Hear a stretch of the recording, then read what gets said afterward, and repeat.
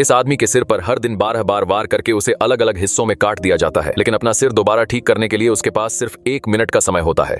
इस दौरान उसे अपने बिखरे हुए सिर के सभी हिस्सों को बिल्कुल सही तरीके से जमाना पड़ता है। इसलिए वह तुरंत बैठ जाता है और घबराते हुए अपने रूबिक्स क्यूब जैसे सिर को घुमाने लगता है। सबसे पहले वह एक आंख से घड़ी देखता है और उल्टी गिनती शुरू होने की पुष्टि करता है। फिर वह अपने चेहरे के बाईं तरफ वाले हिस्से को घुमाकर 180 डिग्री नीचे कर देता है। इसके बाद वह बीच में लगी नाक को घुमाता है। तभी उसे महसूस होता है कि हेडफोन बीच में आ रहे हैं, तो वह जल्दी से उन्हें उतार देता है। फिर वह नीचे वाले माथे को घुमाने लगता है। अचानक वह अपने सिर पर हाथ फेरता है और उसे शक होता है कि कहीं कोई हिस्सा गलत तो नहीं घूम गया। ध्यान से देखने पर पता चलता है कि माथा और मुंह आपस में उल्टी दिशा में घूम गए हैं। वह तुरंत उन्हें दोबारा घुमाता है, लेकिन हाथ लगाकर देखते ही उसकी परेशानी और बढ़ जाती है। मुंह अभी भी सिर के ऊपर ही था। पास में सफाई कर रहे बुजुर्ग भी यह अजीब नजारा देखकर हैरानी से उसे घूरने लगते हैं, लेकिन आदमी घबराता नहीं। वह पहले एक घूंट ड्रिंक पीकर खुद को शांत करता है और फिर पूरी मेहनत से सिर के हिस्सों को घुमाने लगता है। तभी एक और गड़बड़ हो जाती है। उसकी आंखें ही उल्टी दिशा में घूम जाती हैं। अब सामने खड़ी छोटी बच्ची भी उसे उलटी दिखाई देने लगती है। फिर भी वह हार नहीं मानता। वह अपने कान पकड़कर उन्हें दाएं बाएं घुमाता है और फिर ऊपर नीचे पलटने लगता है। कुछ ही देर में उसकी आंखें सही जगह पर आ जाती हैं। तभी मेट्रो स्टेशन पर पहुंच जाती है। खिड़की के बाहर मौजूद लोग उस अजीब आदमी को देखकर हैरानी से उसे घूरने लगते हैं,